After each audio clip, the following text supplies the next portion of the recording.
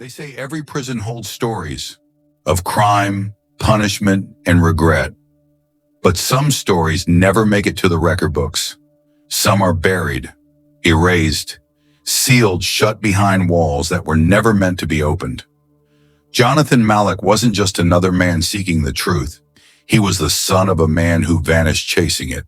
His father, a respected journalist, disappeared in 1991 while investigating the East Wing Penitentiary. The only thing he left behind was a leather-bound journal. Its final line read, "Cell 10 is real." That line haunted Jonathan for years.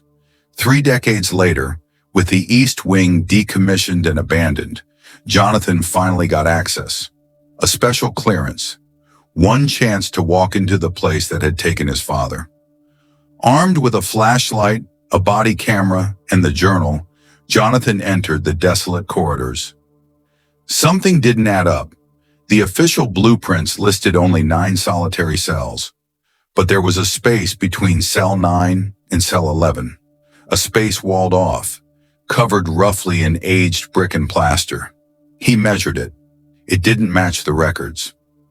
3 days later, Jonathan returned with tools.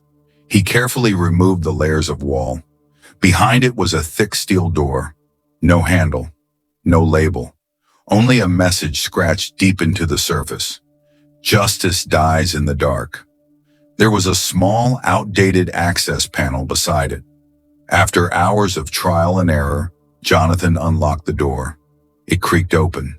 Inside, a square, silent room, bare concrete walls, a steel table, carvings, desperate messages etched into the walls. On the table, a rusted box. Inside, 2 items, a journal and a heavy ledger. The journal's handwriting was rushed, fearful, emotional. They offered me a way out. I just had to lie. Say the tests were legal, say the deaths were accidents. I refused. They told me people like me were dangerous. They put me in here. No trial, no contact, no end. If someone ever finds this, tell the truth. The last entry was dated May 1989. Jonathan turned to the ledger. It listed names, dates, medical procedures, psychological experiments, all unauthorized. At the top of many pages, 2 names, Director R. Grange, J. Malik Jonathan, froze. His father's name, not as a journalist, but as part of something called Project Edenfall, listed at the top of every report. Suddenly, a red light flickered in the corner of the room, a hidden camera. Then, a distorted, familiar voice. "We warned your father. He didn't listen. Now you're here. Same blood, same mistake." Jonathan spun around. "Who are you?" The voice responded, cold and calm. "We're the reason the world still sleeps at night. This room wasn't made for criminals. It was made for threats." The door slammed shut. Jonathan rushed to open it. Nothing, no sound, no signal. "You were not supposed to find this.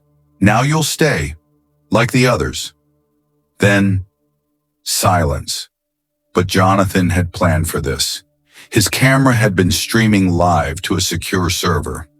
Everything, the footage, the journal, the ledger, had already been backed up. Sent before the signal died.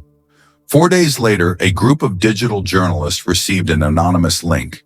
Inside, footage from Cell 10, scans of documents, the voice from the room, and Jonathan's final recorded words.